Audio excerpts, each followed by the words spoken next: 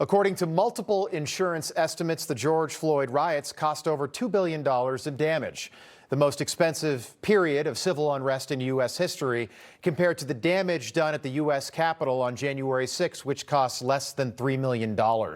During the George Floyd riots, over 14,000 people were arrested, compared to January 6, where 1,400 people were arrested weeks, months, sometimes years later by the Biden Department of Justice. Some were definitely justified, but not the majority.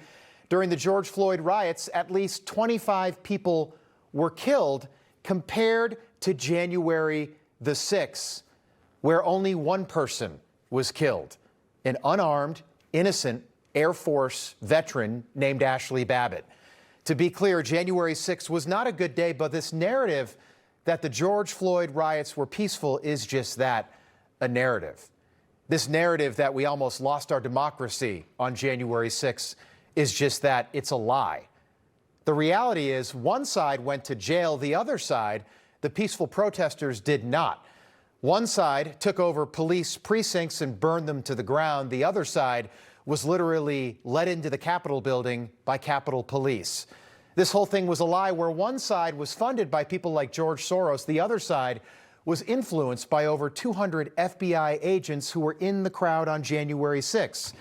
Meaning, no matter what Sonny Hosteen says on The View or how loud people clap, January 6th and the George Floyd riots were not the same and are not the same.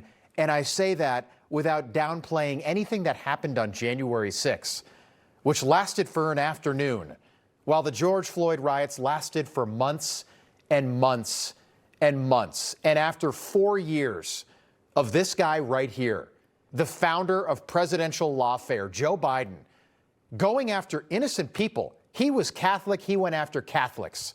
He went after the Trump family. He went after Donald Trump himself. He went after pro-life Americans through the DOJ, which he was in charge of.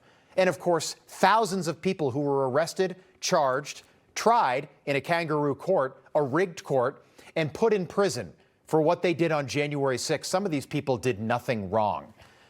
And now a fund has been established to compensate those people for what they lost.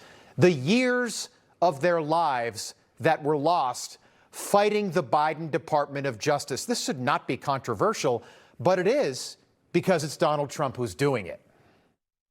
We lived through 4 years of, more than 4 years actually, but I'll just say 4 years in this case, of unimaginable weaponization of the federal government against innocent people. So many lives destroyed, so many livelihoods ruined, so many people who were deprived of their fundamental rights and freedoms as American citizens. And this settlement is just a small measure of the justice that they are owed.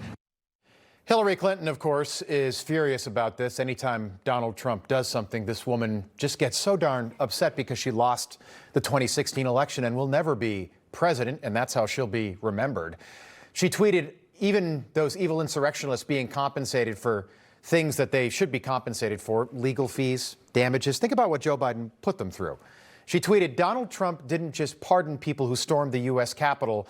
He set them up for payments through a slush fund he created out of your tax dollars, which is not true. With Chuck Schumer, it was the exact same thing. He tweeted about this because it's about Donald Trump. They're mad that Donald Trump is doing this. But when at least 25 people are killed during the George Floyd riots, and Kamala Harris tweets during the riots a link to help bail them out of jail, nobody on the left says a word. She wanted people to donate to something called the Minnesota Freedom Fund, freedom for criminals. And then you started to see headlines like this, quote, Kamala Harris-backed bail fund helped incarcerated man now charged with murder go free. Isn't that wonderful? Or what about this headline? Bail fund promoted by Kamala Harris helped man accused of sexually penetrating a child. Isn't that wonderful, Kamala? Isn't that such great news? I don't remember hearing about any of that when Kamala was running for president or in 2020, because the media covered that by covering it up. That's what they always do. But now the Trump Department of Justice sets up a fund to compensate, in many cases, innocent people who were victims of Joe Biden lawfare, political prisoners, and the left can't stand it because it destroys their carefully cultivated narrative that the George Floyd riots were all about love and that January 6th was all about hate, when in reality, it has always been the opposite. Information. Truth is freedom. Is Newsmax. It's real news for real people.